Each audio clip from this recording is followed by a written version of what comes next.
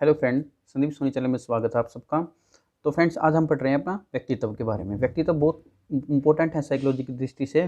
पढ़ लेते हैं क्या कहते हैं। तो व्यक्तित्व होता है, उसको इंग्लिश में क्या कहते हैं, पर्सनैलिटी। जो पर्सनैलिटी वर्ड होता है वो किससे मिलकर बना है, पहले तो हमें ये पता होना चाहिए। पर्सनैलिटी वर्ड लैटिन भाषा के शब्द परसोना से बना है, जिसका अर्थ होता है मुखौटा। ठीक है, मुखौटा हम समझ गए ना। जो इंसान जिस हिसाब से मुखौटा लगाता है ना, वो अपनी वैसी शख्सियत प्रदर्शित करता है। जैसे कि सर्कस में आपने देखा होगा, जो मुखौटे लगाते हुए इंसान आते हैं, जो सर्कस के जो कलाकार होते हैं, वो वैसे ही अपनी प्रदर्शनी भी दिखाते हैं। एक जोकर के रूप में दिखाने वाला इंसान जोकर की तरह एक्टिंग करता है, लेकिन एक्चुअल में वो जोकर नहीं होता। लेकिन मुखौटा जैसे लगाया, उसने वैसे ही अपनी पर्सनैलिटी शो करी। तो आगे फ्रेंड्स, हमारा व्यक्तित्व के सिद्धांत। व्यक्तित्व के बारे में कौन कौन से महत्वपूर्ण हमें सिद्धांत पता होने चाहिए। तो व्यक्तित्व के सिद्धांत क्या क्या हैं और इसके बारे में किस किस ने बताया था। तो मनोविश्लेषणात्मक सिद्धांत है व्यक्तित्व का ही है। सिगमंड फ्राइड और एडलर जुंग ने इसके बारे में प्रतिपादित किया था। शरीर रचना सिद्धांत, शरीर के बारे में रचना किसने बताई थी, शरीर की रचना किस हिसाब से होती है, बनती है, वो बताया था शेल्डन महोदय ने। शील गुण सिद्धांत, शील गुण होता है नम्र स्वभाव के सिद्धांत, उसके बारे में बताया था ओलपोर्ट और कैटल ने बताया था। मांग सिद्धांत मैस्लो का बहुत इंपॉर्टेंट है। मांग की जगह हम कई बार एग्जाम्स में आया आवश्यकता का सिद्धांत, आवश्यकता का सिद्धांत भी मैस्लो ने बताया था। मांग और सेम मैस्लो। परिस्थितिवाद सिद्धांत बताया था गार्डन मर्फी ने बताया था। अस्तित्ववादी सिद्धांत था, कार्ल रोजर्स ने बताया था। फ्रेंड्स, ये जो आप सोचोगे भाई यार ये तो ये बड़े मुश्किल है याद करने, तो देखो आप पहली बात तो 3-4 बार पढ़ो। इसका कोई वो तरीका नहीं है कि आपको कोई हम शॉर्ट ट्रिक बता देंगे। शॉर्ट ट्रिक का है तरीका, लेकिन पहले आपको एक बार अपने दिमाग में बिठाने पड़ेंगे।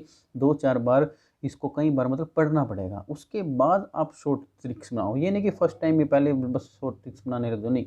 एक बार आप पढ़ो ध्यान से, 10-15 मिनट तक पढ़ो इसको, और इसके बाद अगर आपको लगता है जिस हिसाब से अपनी शॉर्ट ट्रिक्स बना सकते हो।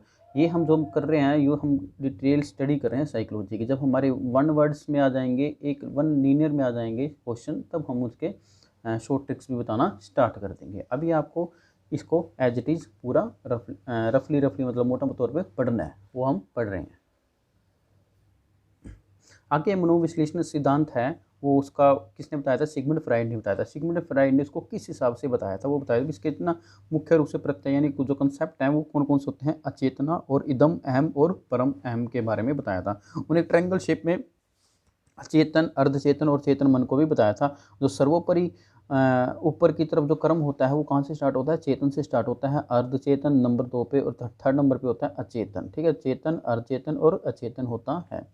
इदम अहम परम अहम, ये इसके 3 कंसेप्ट हैं, जिसको उन्होंने तिरादू के रूप में दर्शाया है।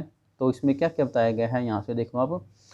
इदम यहाँ बीच में, परम अहम सुपर ईगो लास्ट में, और बीच में है अहम। ठीक है, इसको बताया। और दोबारा फिर हमारा आ गया आगे मैस्लो का मांग सिद्धांत। मांग को हम क्या लिख सकते हैं, मैंने पहले बताया था। मांग का कई बार सीटेट के एग्जाम में आया है। भी आवश्यकता का सिद्धांत किसने दिया था, भाई एक बार में भी आ सकता है कि आवश्यकता का सिद्धांत किसने दिया था, वो मैस्लो का सिद्धांत था, मांग सिद्धांत था। तो इसमें क्या बताया गया, आत्मसिद्धि आवश्यकता और स्व सम्मान आवश्यकता। आत्मसिद्धि आवश्यकता और स्व सम्मान आवश्यकता बताई गई हैं। इसमें 2 बातें बताई गई हैं। उच्च स्तरीय आवश्यकताएं, ये जो आवश्यकताएं हैं ये उच्च स्तरीय हैं, यानी ऊपर के क्रम में आते हैं। आत्मसम्मान पहले देखो ट्रिक्स है, कुछ मर्जी बना लो भी, आत्मा की संतुष्टि होनी जरूरी है। आत्मा की संतुष्टि हो गई तो हम अपने सम्मान की, अब अपना सम्मान बचाओ, ये उच्च स्तरीय है, ये ऊंची बातें हैं। हम इस हिसाब से भी सोच सकते हैं। लेकिन नीचे बातें क्या हैं, बाद वाली बातें कौन कौन सकते हैं। ठीक है, अगर हमने आत्मा की संतुष्टि कर दी और अपना सम्मान बचा लिया, इसके बाद देखो बना रहा हूँ मैं ट्रिक्स, वैसे आप अपने हिसाब से कोई भी ट्रिक्स बना सकते हैं। इसके बाद हम क्या कह सकते हैं भी, समाज के बारे में सोचना। ठीक है, और अपनी सुरक्षा रखनी, अपने परिवार की, अपने समाज की सुरक्षा रखनी। और दैहिक का मतलब होता है शारीरिक या जैविक। ठीक है, ये और शारीरिक क्रियाएं करनी, शारीरिक आवश्यकता को पूर्ति करनी, ये छोटे कार्य हैं, ये निम्न स्तर की आवश्यकताएं हैं। लेकिन उच्च स्तरीय कहते हैं भी अपना सम्मान ऊपर होना चाहिए, चाहे हम भूखे मर जाएं, लेकिन अपना आत्मसम्मान ऊपर होना ही चाहिए। तो सामाजिक सुरक्षा और शरीर की सुरक्षा, आप इस हिसाब से याद रख सकते हैं। सामाजिक और शारीरिक सुरक्षा ये निम्न स्तर की आवश्यकताएं हैं। ठीक है फ्रेंड्स, आगे समझ में आपको। आगे है व्यक्तित्व मापन की विधियाँ। व्यक्तित्व को यानी पर्सनालिटी को कौन कौन सी विधियाँ के जरिए हम माप सकते हैं। किसी व्यक्ति की व्यक्तित्व को यानी पर्सनैलिटी को हम किसी हिसाब से माप सकते हैं। फिर पहली बात है आत्मनिष्ठ विधि, उसको उसके बारे में अच्छी तरह से जानना। ठीक है, आत्मनिष्ठ विधि में होता है उसके बारे में कौन कौन सी बातें, मतलब इसकी कौन कौन सी और टाइप्स हैं, वो है अवलोकन विधि। भी आप दूर से बैठ के आप ऑब्जर्वेशन करो और उसके बारे में पता लगाओ भी किस हिसाब से एक बच्चा है किस खेल में कौन से सब्जेक्ट्स को पढ़ना पसंद करता है, इस हिसाब से हम उसको पता लगा सकते हैं आत्मनिष्ठ विधि में। साक्षात्कार भी बिल्कुल सीधी सी बात है, साक्षात्कार में हम क्या कहते हैं, कम से कम 2 जनों का होना ज़रूरी होता है। जब 2 इंसान आमने सामने बैठते हैं एक दूसरे के, मतलब एक इंसान दूसरे इंसान से प्रश्न करता है। ज़्यादातर वो कहते हैं न्यूज़ एंकर होते हैं, वो नेताओं जो एक्टर्स होते हैं उनका क्या करते हैं, साक्षात्कार लेते हैं, इंटरव्यू लेते हैं। और जीवन इतिहास, अगर हमें उनके किसी भी व्यक्ति के बच्चे के जीवन के बारे में पता चल गया ना, तो हमें उसकी एक तरह से पर्सनैलिटी का एक हाईलाइट का पता चल गया, अभी बच्चा किस हिसाब से आगे बढ़ रहा है। आगे फ्रेंड्स हैं वस्तुनिष्ठ विधि। वस्तुनिष्ठ होगी ऑब्जेक्टिव टाइप्स, एक तरह से क्वेश्चन होते हैं। ठीक है, छोटे छोटे क्वेश्चन पूछ लिए, टूटमा से क्वेश्चन पूछ लिए, इस हिसाब से इसमें हो जाएंगे अपनी निर्धारण प्रणाली। कोई भी निर्धारण ले लिया, मापनी होता है मेजरमेंट्स, निर्धारण करके यानी हमने कुछ चीज़ मेजर करके उसको मापना और उसका पढ़ना आरम्भ कर दिया। आगे परिसूची बनानी, उसके बारे में प्रश्नावली उससे बारे में प्रश्न करना, पूछना बार बार। और परिस्थिति प्रशिक्षण, कैसे कैसे उसके सामने परिस्थितियाँ आई, उनका उन्होंने किस प्रकार से सामना किया, उनको किस हिसाब से एडजस्टमेंट किया, ये सारी आती हैं वस्तुनिष्ठ विधि में। मतलब क्वेश्चन पूछने इसमें ज़्यादातर, ये बात याद रखना। प्रक्षेपी विधि में कौन कौन सी तकनीक आएंगी, वो आएंगी सहचार्य, किस किस के साथ मिलकर आपस में सहचार्य यानी सहयोग की भावना रखना, रचना, क्रिएटिविटी के बारे में, पूर्ति तकनीक, कर्म तकनीक और अभिव्यक्ति तकनीक। अभिव्यक्ति होता है एक दूसरे अपने को जाहिर करना, किस हिसाब से वो जाहिर करता है। तो ये थी हमारी कुछ एक विधियाँ व्यक्तित्व को मापने की। आगे फ्रेंड्स, व्यक्तित्व का आधार और शिक्षा शास्त्री। व्यक्तित्व का आधार किसने किस आधार पर और कौन कौन से शिक्षा शास्त्री ने बताया है। तो विचार शक्ति के आधार पर व्यक्तित्व के बारे में बताने वाले कौन थे, थॉर्नडाइक। भी विचार शक्ति के आधार पर कहते हैं, भी मतलब थॉर्नडाइक ने एक तरह से एक बात कहती है, जिसकी विचार शक्ति जितनी ज़्यादा होगी उसका व्यक्तित्व पर्सनैलिटी उतनी ज़्यादा अच्छा होगा। इस हिसाब से व्यक्तित्व आधार उसने बताया था, शिक्षा शास्त्री थॉर्नडाइक ने बताया था।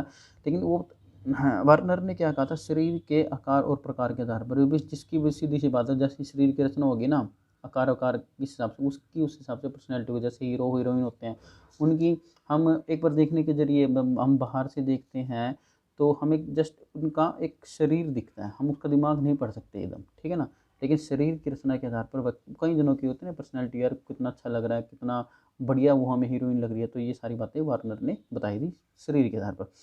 शेल्डन ने कहा था स्वभाव, भाई स्वभाव कैसा है, मुझे शरीर से कोई मतलब नहीं है, ठीक है, लेकिन उसका स्वभाव कैसा है, किस हिसाब से वो विचार करता है, बातें करता है, ठीक है, ये उसकी पर्सनैलिटी का आधार है स्वभाव।